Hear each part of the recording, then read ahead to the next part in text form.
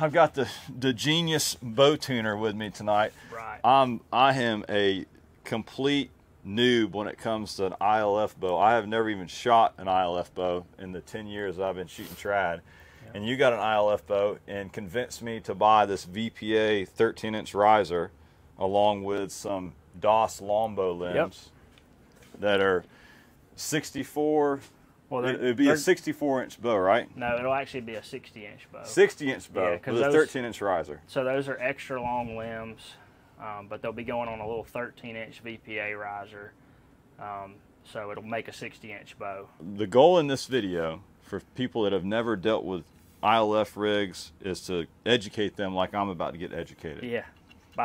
Well, I'm new to this too. But he's got it figured out. Yeah. Jake coming from an extensive compound background. Everybody comes to his house to get all their compound stuff tuned in. So it's pretty transferable, isn't it, to the ILF rig? Yeah, it is a real similar. I'd say if you were coming from compound to traditional, this is probably the easiest lateral move. Yeah.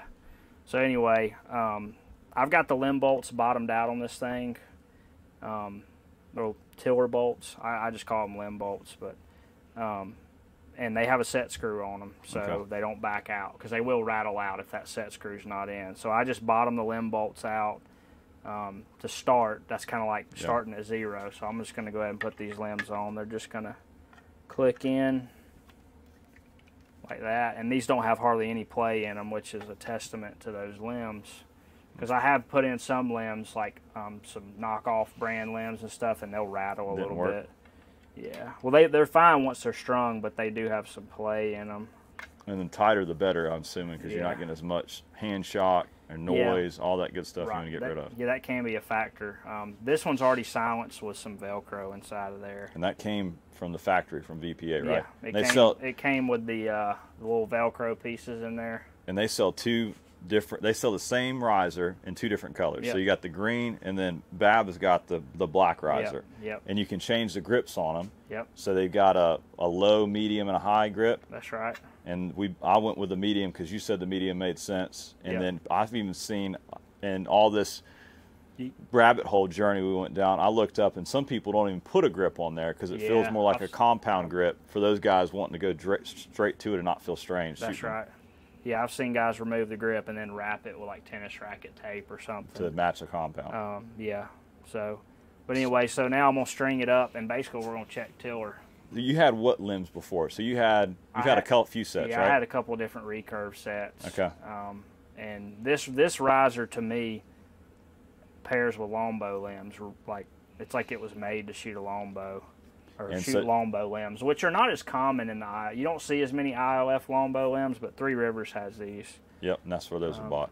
Yeah. And you shot that, and you're like, I'm about to switch. I'm about to order. So you already ordered. Yeah, that's the reason why me and you are gonna have the same setup. Well, that's cool though. Anyway, so all I'm gonna do is I'm gonna check tiller. I just use my bow square because it's easy. All right. So it's just the distance from here to here and here to here. We're both 3 under shooters. Yep. So 3 fingers under the knock. I run even tiller. If you were to shoot like a fixed crawl and you were to come down that string, further, or you string walked, some guys end up running negative tiller on these bows. And I've never had knock low travel, but with this bow I did, which was really easy to fix. I'm not sure why, but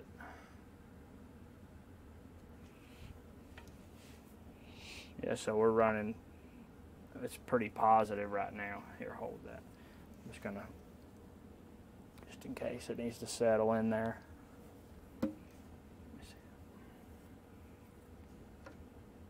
Yeah, we're gonna have to come down on that brace height, but that's not a problem right now.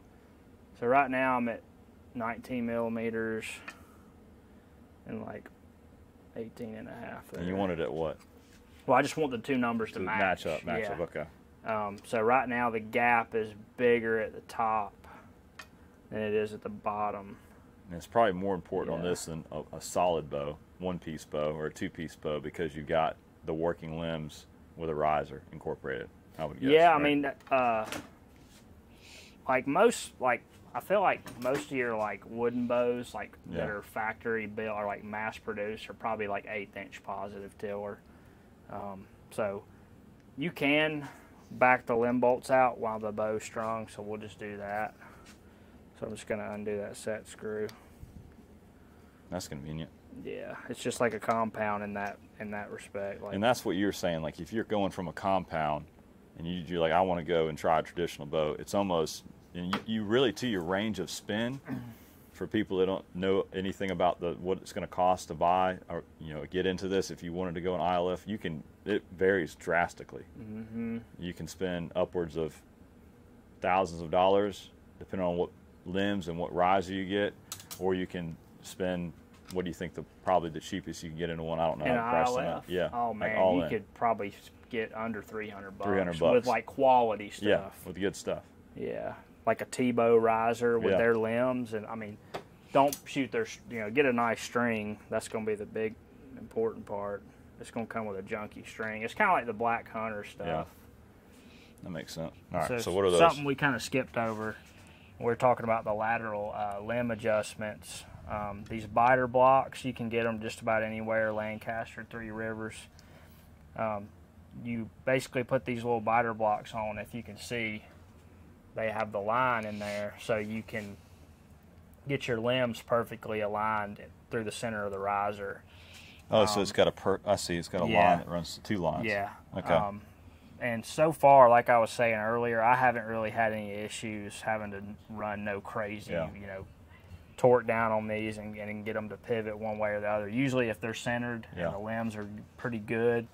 But you can basically, you can lay this against like a couch or a chair, and you can look back through it.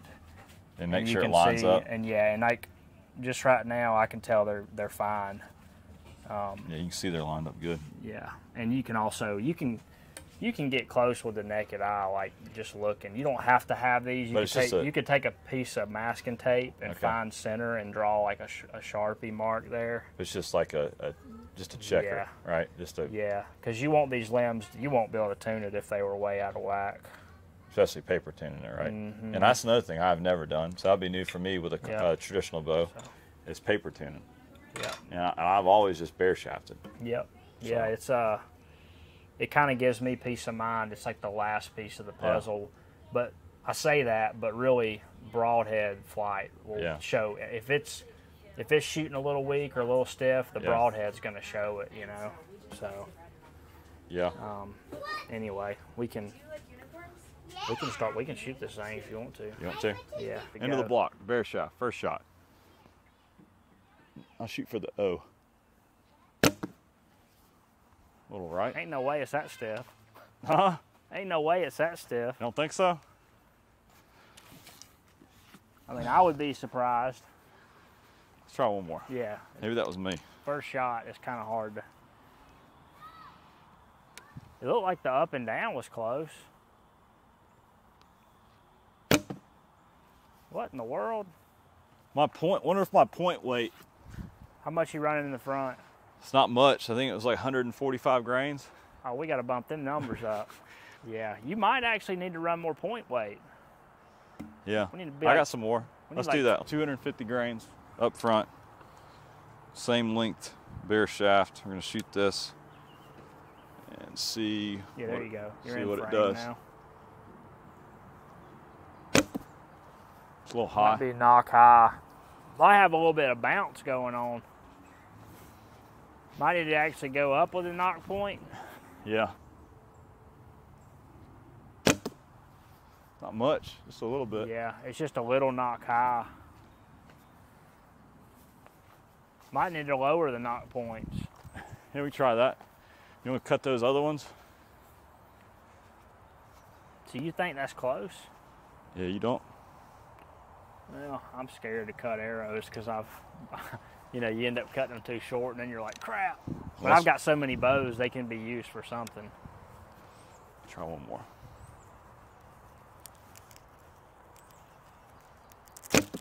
I think it's just knock high. Yeah, that looks really clean though. That's straight, man. I think that's it. Let's cut them. Do paper. Yep. With a flat shaft, and it looks like, you see how that bare shaft was showing knock high? Yeah. This is showing like that arrow stiff. Is it? Yeah. It's flying knock right and just a tiny bit low. See what I mean? Bear shafts are a scam. You see that? You can see the feather right there. See how it's flying perfectly knock right. You got to quit plucking, man. Is that what it's doing? No, I don't know. I'm just kidding. You want to do it one more time? Yeah, shoot another one. But that knock height's actually pretty good. You see, with that bear shaft was showing extreme knock high. Yeah, but it was really stiff. Could be. It could be a combination of it. All right, you ready? I'm going to shoot to the same hole. No, I'm just kidding. Yeah. Hey, that happens a lot.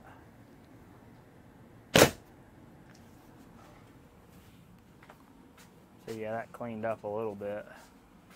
But it's still just a little knock right. What if we leave a little bit on the other arrow, just a little longer arrow? You know what I mean? Yeah, we'll Oops.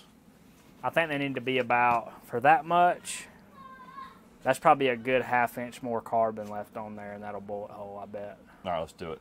That's what I would say. Let's say. Cut them all.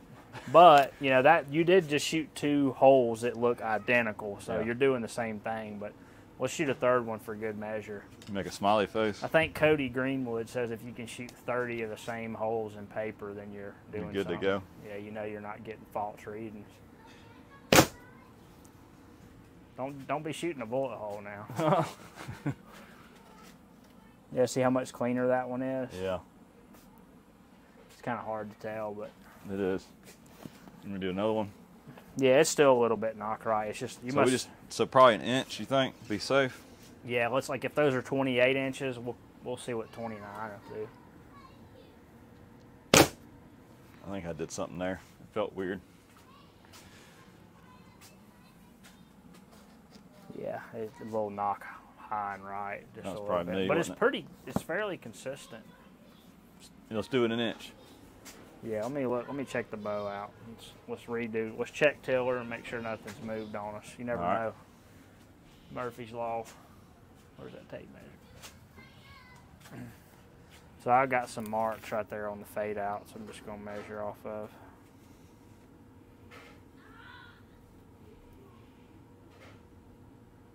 Literally right at 6 inches.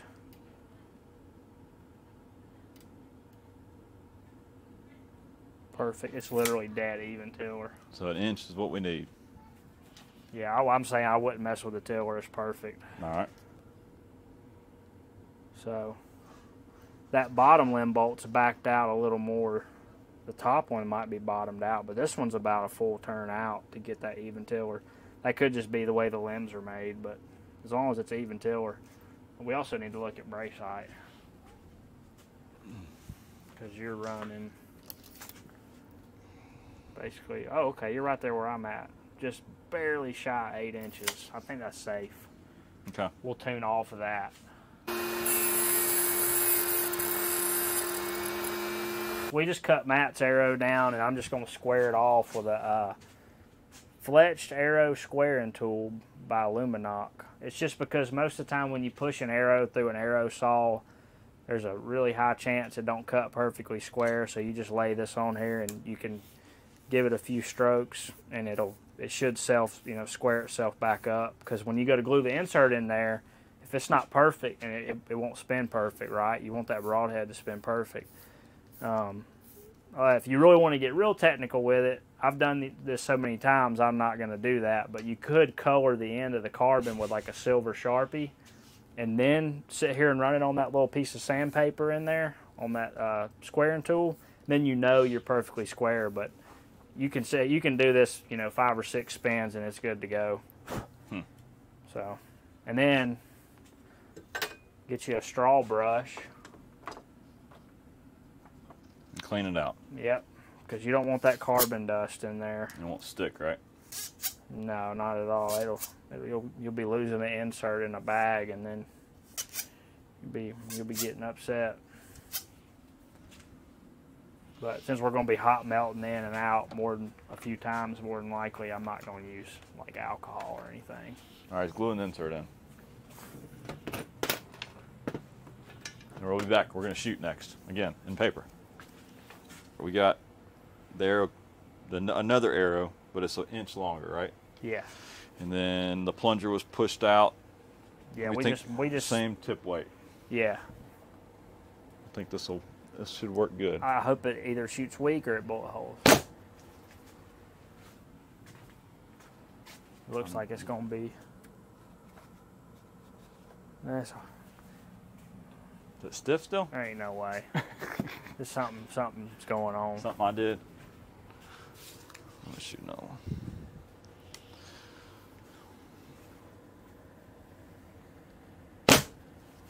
That looks like a bullet hole.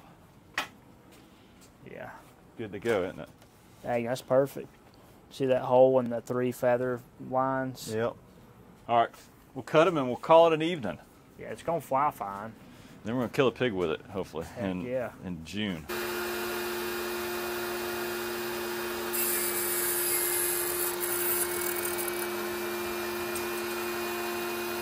Well, we got everything finished up on the ILF rig. 3 days ago, we ran out of time at Jake's house. I'm appreciative of him and all the work he put into helping me get set up and teaching me a few things that I had no idea about. It's all, like I said, new to me on the ILF side, and hopefully you've learned something. But now we've got everything completely set up, got everything ready to go. And so what I wanted to do is show you, actually put some stealth strips. If you haven't seen this stuff's great for just about anything. Put that on the shelf there so you don't have to worry about if I'm shooting carbon or aluminum arrows, I'm tinging and making noise trying to maybe reload an arrow after a first shot in the woods. Everything looks good. The Black Eagles have been cut. Everything's dialed in, ready to go. Got some VPA broadheads on there. Also got the gunshot quiver.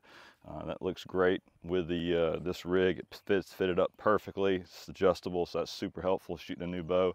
And what I wanted to do is shoot a quick round at that hay bale, that little white piece of balloon that's sitting in the middle of that hay bale, and shoot the first really, I guess, true group with this thing and let you see how that goes.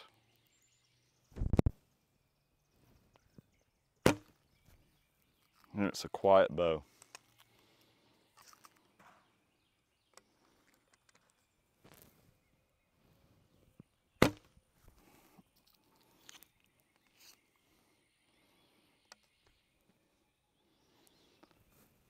Virtually no hand shock. Shoots where I'm looking.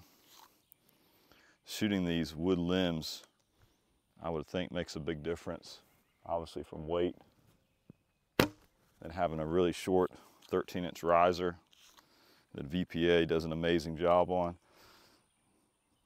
Also has really sold me on this ILF style bow.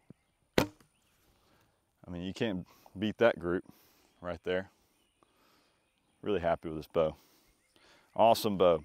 If you're on the fence about trying an ILF like I have been for nearly a decade, shooting trad, or maybe you're brand new into the whole trad thing, or you want to try it, maybe you shoot a compound, highly recommend going this route. It's just adjustable, it's cheap to get into, you can spend as much or as little bit of money as you really want to. And if you decide to go with some type of a VPA riser, use our code INSIDE20 at checkout for 10% off. Appreciate you so much. I'm gonna go tend to Emma. She wants some help with the chicken, so here we go.